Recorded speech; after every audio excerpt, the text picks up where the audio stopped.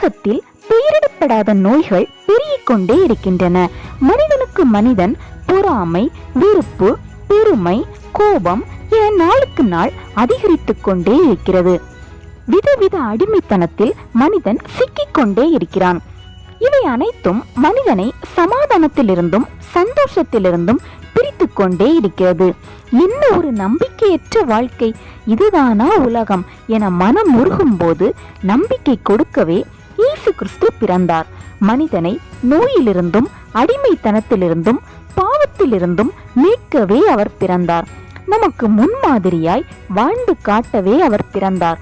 பிசாசின் கிரியைகளை அழிக்க அவர் பிறந்தார். நமக்கு பாவ மன்னிப்பு உண்டாகவும் அவர் பரிசுத்த ரத்தம் சிந்துவதற்காகவும் சிலுவை சுமக்கவும் அவர் பிறந்தார். நமக்காக முக்கிரீடம் தரிக்க அவர் பிறந்தார். ஆதரவற்றவர்களை அரவணைக்க அவர் பிறந்தார். மனிதனையும் பிதாவையும் இணைக்கவே அவர் பிறந்தார். உடைந்த உள்ளங்களை ஒன்று சேர்க்க அவர் பிறந்தார். பாரம் சுமப்பவருக்கு இளைப்பாறுதல் கொடுக்கவே அவர் பிறந்தார். அன்பு இன்னதென்று உலகிற்கு கற்றுக் கொடுக்க அவர் பிறந்தார். நீதிமானுக்கு நித்திய ஜீவன் கொடுக்கவே அவர் பிறந்தார். கிறிஸ்துமஸ் ஏன் கொண்டாடுகிறோம்?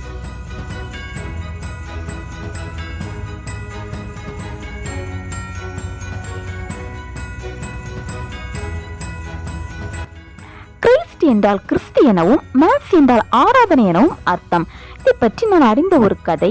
ரோமபுரி ஆட்சியில் சாட்டன் ஏரியா என்ற சூரிய கடவுளை டிசம்பர் மாதம் 17ஆம் தேதி முதல் 21ஆம் தேதி வரை கொண்டாடி கொண்டிருந்தார்களாம். இதை 24ஆம் தேதி ஒரு பெரிய சாட்டன் இந்தியாவில் கொண்டாடினார்களாம். இதற்கு பின்பாக வெலிந்திச்சுவார் என்ற ஒரு யுத்தம் நடந்திருக்கிறது.